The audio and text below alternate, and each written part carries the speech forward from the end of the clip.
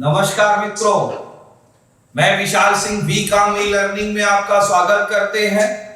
आज इस चैनल के माध्यम से हम सबसे फाइनेंशियल सेक्टर में आप इन्वेस्टमेंट करते हैं एक महत्वपूर्ण इन्वेस्टमेंट प्लान के विषय में चर्चा करेंगे। वो महत्वपूर्ण इन्वेस्टमेंट प्लान है म्यूचुअल फंड।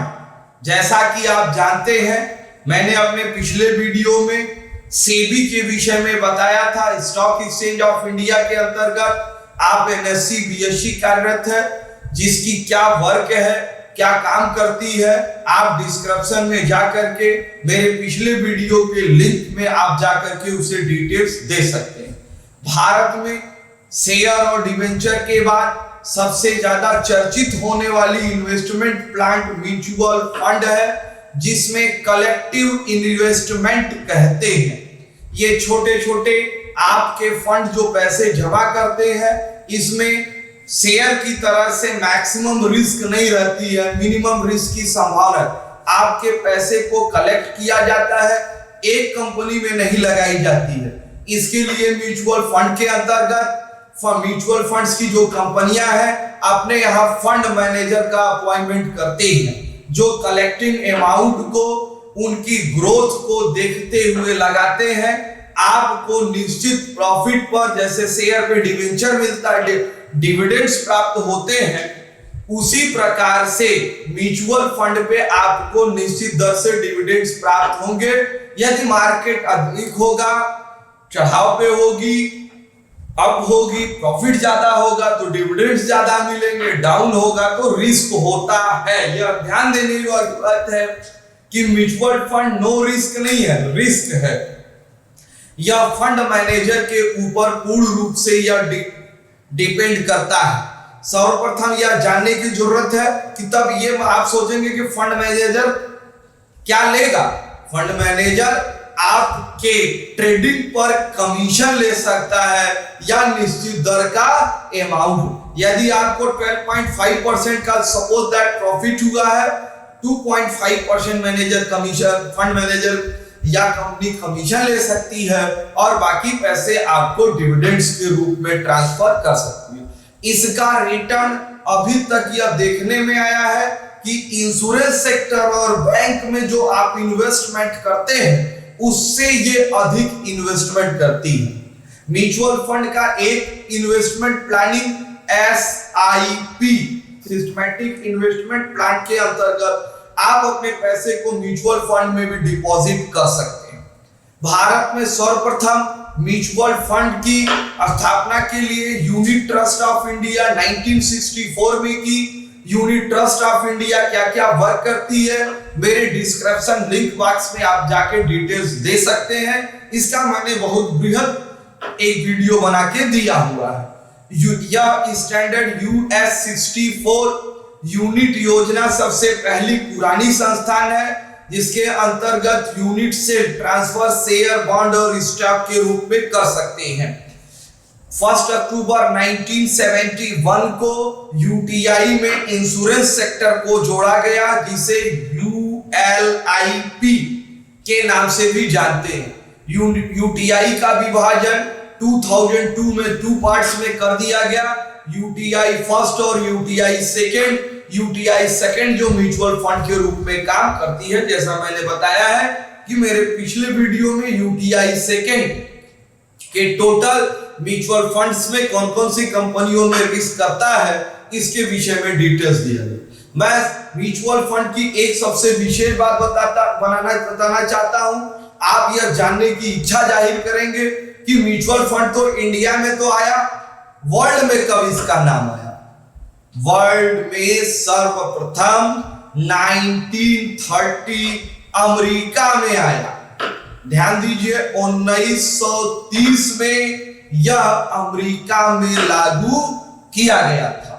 म्यूचुअल फंड के अंतर्गत जैसे भी मैंने अभी आपको बताया, उसके डिटेल्स आपको दी।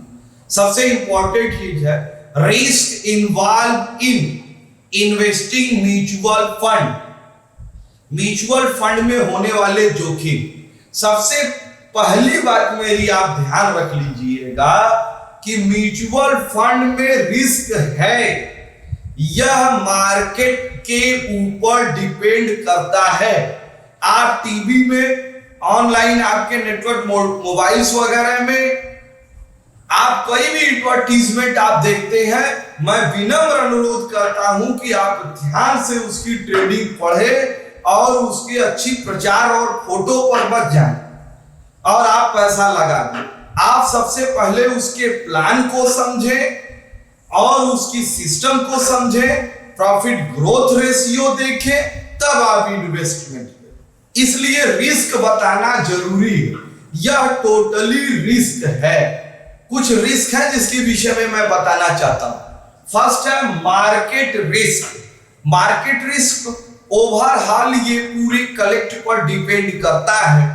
अगर मार्केट अप होगा तो रिस्क कम होगी, लेकिन यदि मार्केट डाउन होगा तो रिस्क अधिक होगी। इंटरेस्ट रेट रिस्क, यदि बैंक में डिपॉजिट करते हैं, एफडी करते हैं, आरडी करते हैं, इंश्योरेंस कोई लेते हैं, मैच्योरिटी अमाउंट वहां पे फिक्स रहती है, क्लेम का अमाउंट आपको फिक्स रहता है।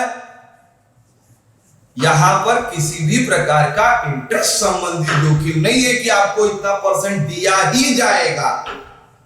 दिया जाएगा लेकिन नीचे ऑप्शन रहेगा ऑन डिपेंड ऑन मार्केट लिखा रहता है। म्यूचुअल फंड 10 फीट में लिखा रहेगा और रिस्क जो है इतना छोटा लिखा रहेगा कि आपको ध्यान से पढ़ना पड़ेगा।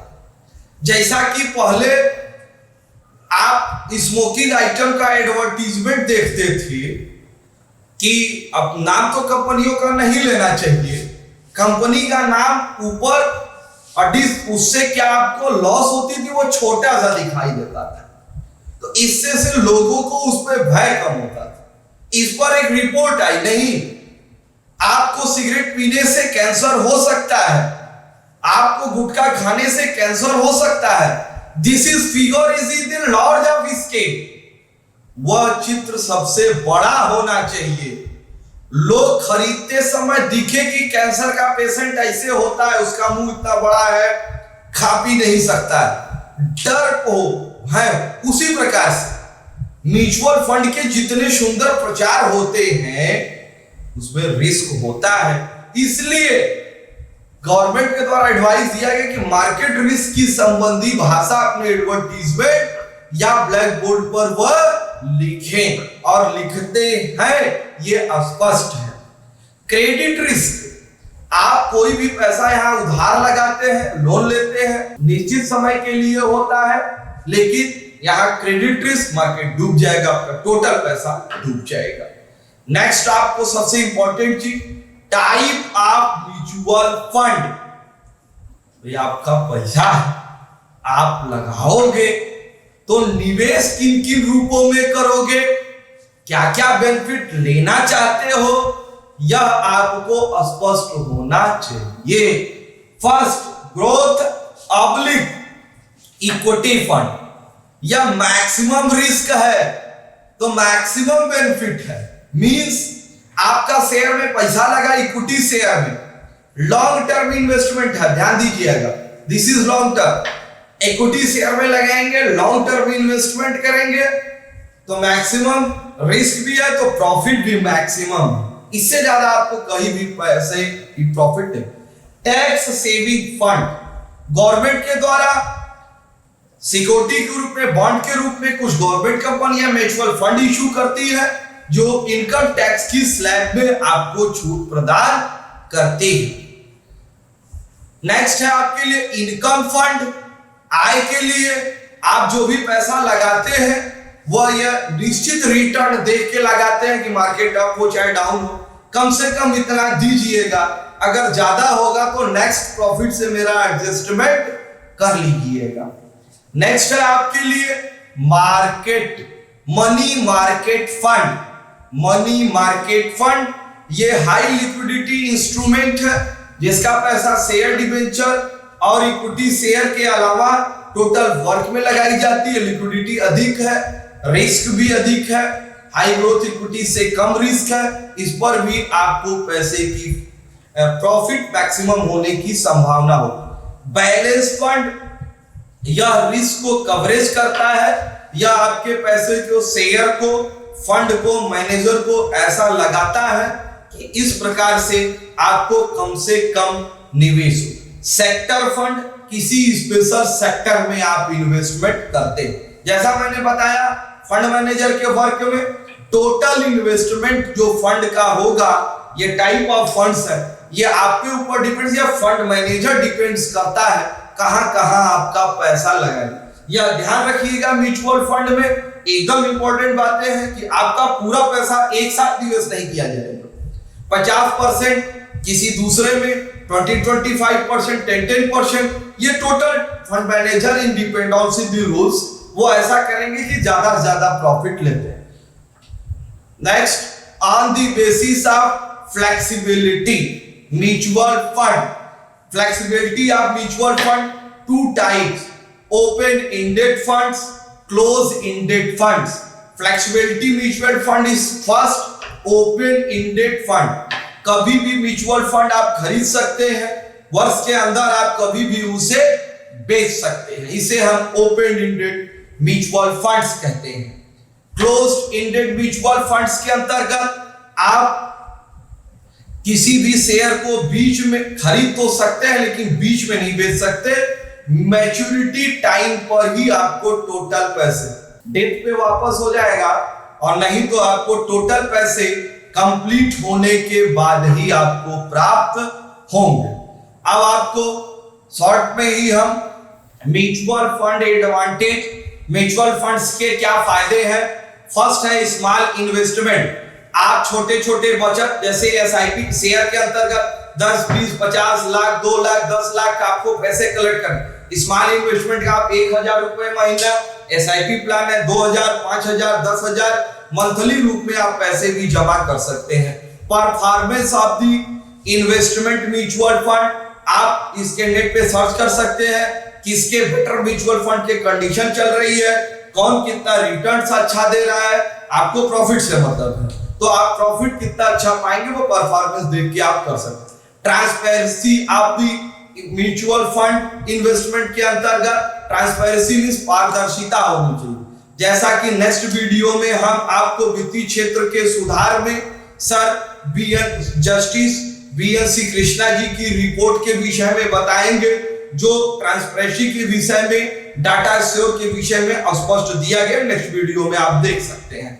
रेगुलरिटी इन्वेस्टमेंट म्यूचुअल फंड, जो भी इन्वेस्टमेंट है यह सेबी के अंतर्गत होता है। कोई बाहरी कंपनियां इसमें म्यूचुअल फंड के नाम पर आपको धोखाधड़ी नहीं दे सकते हैं, जिसको आप नेटवर्क पे देख सकते हैं। मिनिमम रिस्क या शेयर की तरह से 100% रिस्क नहीं होता। आपके पैसे छोटे छोटे सेक्टर में कई जगह पे लगते हैं, तो कुछ कंपनियां आपको प्रॉफिट भी हो सकती है, तो कुछ कंपनियां अगर एक दो लॉस में है तो कोई बात नहीं, आपकी risk coverage come. Disadvantage of the mutual fund, mutual fund के क्या नुकसान।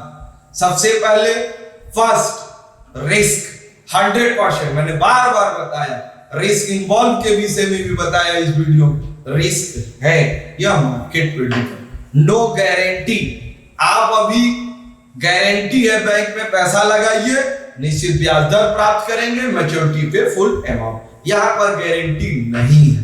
Fees and commission, mutual fund खरीदते हैं बेचते हैं, बैंक में पैसा जमा करते हैं मिलता है, यहां खरीदने बेचने पर निश्चित दर से फंड मैनेजर को आपको फीस या कमीशन देना पड़ेगा। टैक्सेस रिबेट, यदि आप प्रॉफिट है तो इस पर टैक्स भी आपको देनी पड़ेगी। नो फाइनेंस सिक्योरिटी, किसी भी प्रकार की सुरक्षा नहीं है क्योंकि टोटल आपका डिपेंड मार्केट रिस्क पर करता है। Thank you. आज हमने आपको म्यूचुअल फंड के विषय में बताया। मेरा आपसे विनम्र अनुरोध है, यदि आपका मेरे इस चैनल में किसी भी प्रकार का कोई सजेशन या डाउट्स रहती है तो कमेंट बॉक्स पर आप देख सकते हैं, जिसे जल्द ही दूर किया जाएगा।